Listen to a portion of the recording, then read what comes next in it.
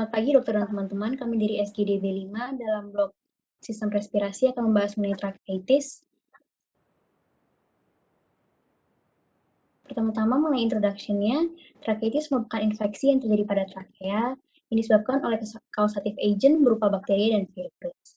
Dalam populasi pediatrik, kasus tracheitis dapat berpotensi fatal, oleh karena itu penting sekali untuk mendapatkan pemahaman komprehensif mengenai tracheitis.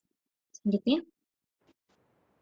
Jadi saya akan menjelaskan definisinya. Untuk tracheitis sendiri sebenarnya ada infeksi pada subglotik bagian trakea, dan intinya adalah yang terjadi pada anak-anak dan berpotensi terjadi kematian, dan dikarenakan oleh airway narrowing dan juga subsequent respiratory failure akibat dari sekresi mukopurulan dan juga ada CO2 pemberan.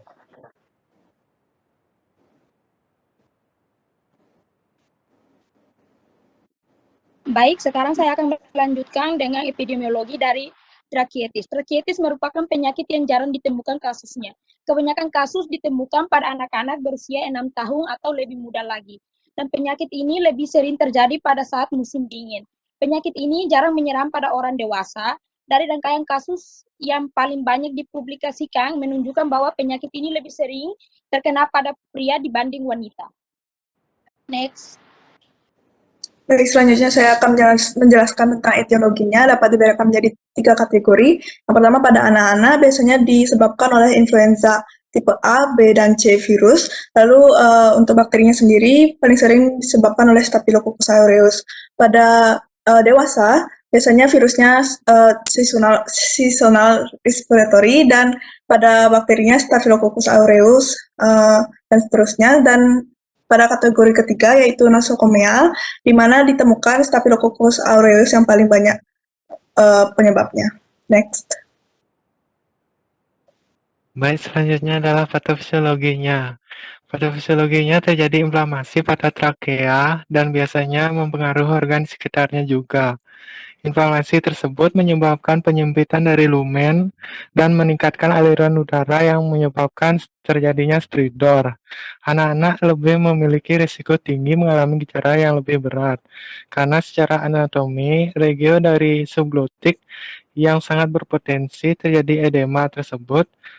Jika terjadi inflamasi, itu merupakan bagian yang paling sempit pada airway anak-anak. Jadi obstruksi jalannya napas ini dapat mengakibatkan respiratory distress syndrome. Next.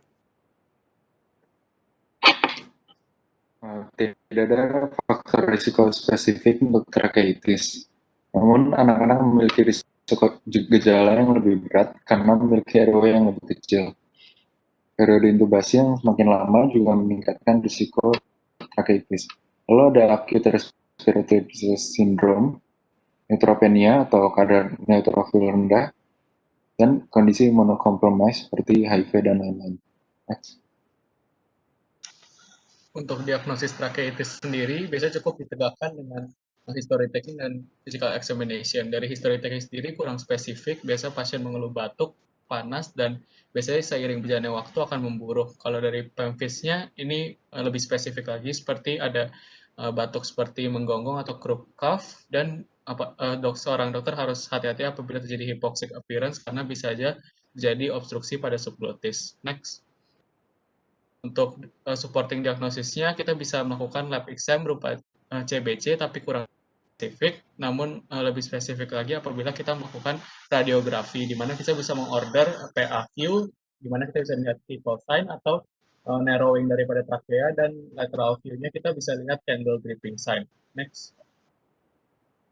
Untuk diagnosis definitif atau gold standarnya adalah dengan visualisasi, laringoskopi dibutuhkan untuk melihat apakah untuk rule out DD epiglottitis, di mana epiglottisnya normal harusnya, namun trakeanya terdapat kemerahan dan edema disertai dengan eksudat. Bronkoskopi diindikasikan apabila seorang dokter suspek infeksi tersebut telah menjalar ke saluran nafas bagian bawah, dan harus dilakukan juga pengambilan sampel daripada patogen dengan teknik brushing atau working. Next. Untuk differential diagnosis, yang pertama itu ada angioedema yang disebabkan oleh reaksi anafilaktik, kemudian herediter dan idiopatik. Gejalanya urtikaria, hipotensi, dan brukospasme. Yang kedua, viral laryngotracheobronchitis atau viral croup, biasanya pada anak 6 bulan sampai 3 tahun, gejalanya stridor, kaki penengah, barky cough, kemudian demam yang tidak terlalu tinggi. Tanda lainnya steeple sign dan pengobatannya sensitif terhadap epinefrin dan sistemik kortikosteroid, sedangkan pada tracheotis tidak sensitif.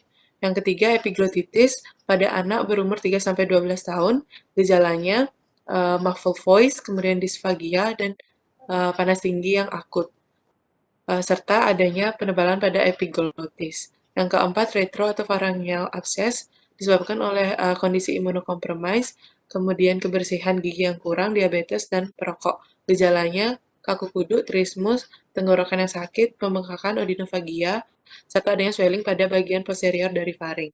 Yang kelima yaitu pharyngeal difteri disebabkan oleh Corynebacterium diphtheri. Karakteristiknya ada pseudomembran di bagian tonsil ataupun faring dan bull neck appearance. Selanjutnya. Baik, untuk manajemen dari tracheotis, untuk manajemen pertama untuk tracheotis yang terduga disebabkan oleh virus adalah antifungal berupa voriconazole dapat ditambahkan oleh dexamethasone. Perlu diperhatikan juga keadaan ruangan yang tenang agar pasien tidak mengalami agitasi selama pengobatan. Kemudian, adapun manajemen untuk tracheotis terduga bakteri adalah intubasi. Jadi setelah airway pasien stabil, baru pasien dapat diberikan antibiotik empiris sambil menunggu hasil pemeriksaan bakteriologi pasien. Adapun regimen yang disarankan adalah ceftriaxone dan nafcillin atau vancomycin selama 10-14 hari. Next.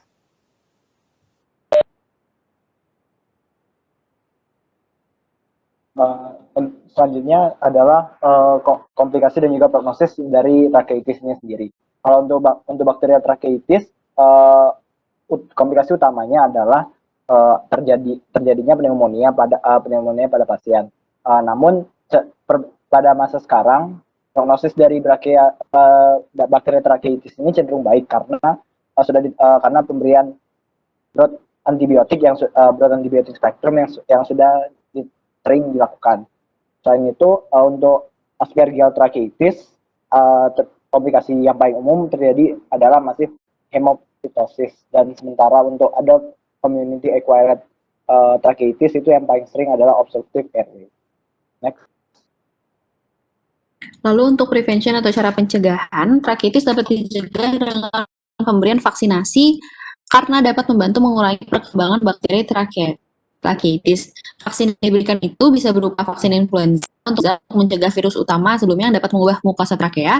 Lalu bisa diberikan juga vaksin Haemophilus dan Pneumococcus yang penting juga untuk mencegah beberapa bakteri patogen yang terlibat. Kelembapan udara yang ada di ruangan juga sangat penting karena suhu panas itu dapat mengurangi kelembapan udara dan membuat manusia lebih sulit untuk bernafas. Jadi kelembapan itu sangat penting untuk dijaga. Next. Selanjutnya, kesimpulan dari tracheotis sendiri, tracheotis merupakan suatu penyakit yang bisa dibilang cukup langka, dan itu dikarenakan adanya viral ataupun bacterial infection.